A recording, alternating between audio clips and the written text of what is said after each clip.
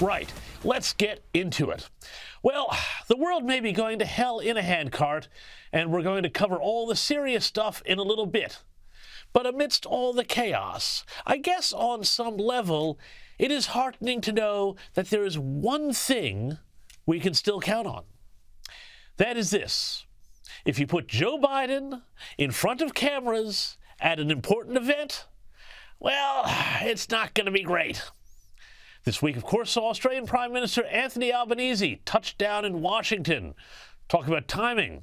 For high-level talks with Team Biden, as well as a somewhat subdued state dinner that saw Joe Biden not even manage to put on a proper bow tie. And the Australian PM? Well, he looked like he just picked something up off the wedding season rack at Politics. Part of the visit, of course, involved the traditional bilateral press conference, which went, well as can be expected. I want to thank the Israelis and the Palestinians, and President Sisi of Egypt. Palestinians, President Sisi of Egypt, what's the difference? Then the president went on to say something that was actually, hold on to your hats, sensible.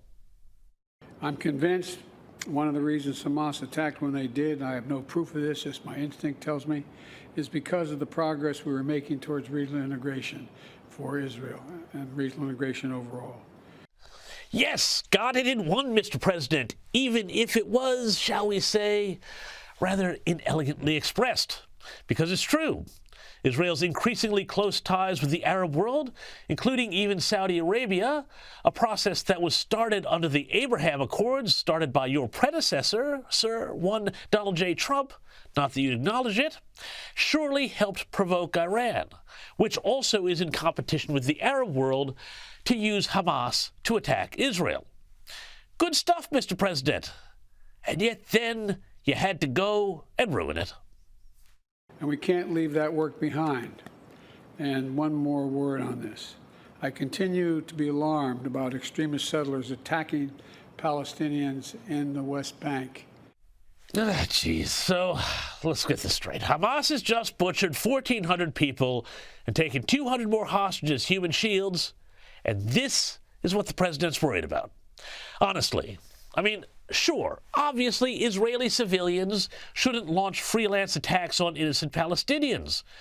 But is this the sort of issue that deserves to be elevated to the president's remarks? Hamas and Hezbollah and Iran and all of America's enemies must be laughing all the way as Biden tut-tuts his supposed allies. But when it comes to the Palestinians, well, he's very keen to make sure we all know that they are a totally peace-loving bunch of folk. We also have to remember that Hamas does not represent, let me say it again, Hamas does not represent the vast majority of the Palestinian people on the Gaza Strip or anywhere else. I checked, and the White House didn't provide a footnote with a source for that data, but maybe it's out there somewhere. You tell me.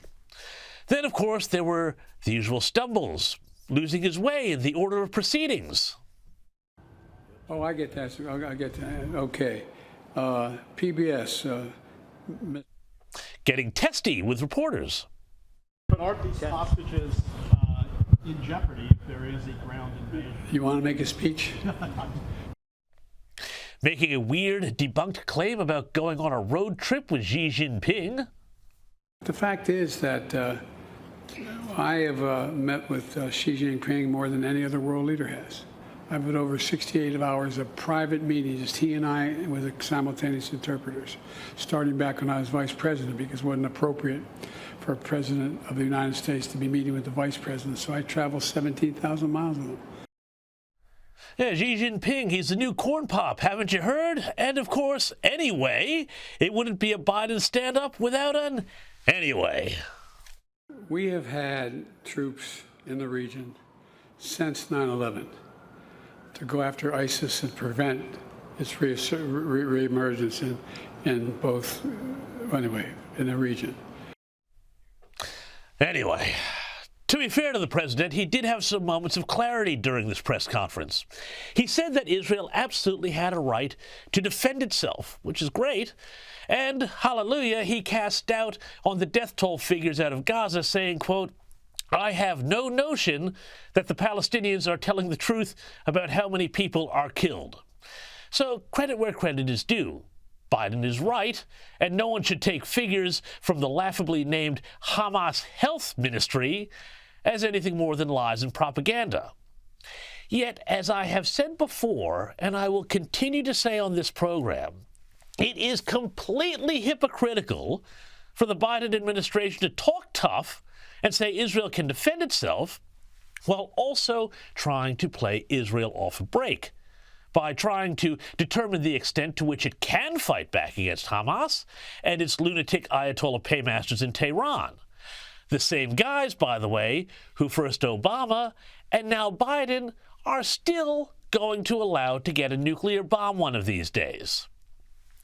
To give you a taste of just how the Biden administration is trying to manage this situation, let me reveal this amazing detail about what happened when Secretary of State Antony Blinken went to Israel after the Hamas attacks, but before Joe Biden showed up. Blinken was very concerned about humanitarian aid getting into Gaza, and that Israel not strike back as hard as it would like. According to this report in the Israeli press, quote, according to reports, the expanded cabinet discussed the exact wording of the decision for hours, while each time drafts were passed between the cabinet room and Blinken's room just a few meters away at the Kiryat in Tel Aviv. The report goes on to say that eventually, at approximately 3 a.m., they achieved an agreement on the text that was read in English in the cabinet room, unquote. Meanwhile, also note that Blinken is, according to multiple reports, a childhood friend of Robert Malley, the Biden administration's special envoy to Iran, who had his security clearance revoked recently and went missing after he was caught up in an Iranian influence buying and information purchasing operation, and who may, and I stress may, have been how a leaked classified administration memo about responding to pro-democracy protests in Iran made its way into the hands of the Tehran Times. So you see, this is where we are, folks. This is just the tip of the iceberg when it comes to how confused the Biden administration and the West are. The U.S. and much of the West is playing what I think is a dangerous double game, with Joe Biden, of all people, as its figurehead, when what is needed now is moral clarity and a real stance against evil.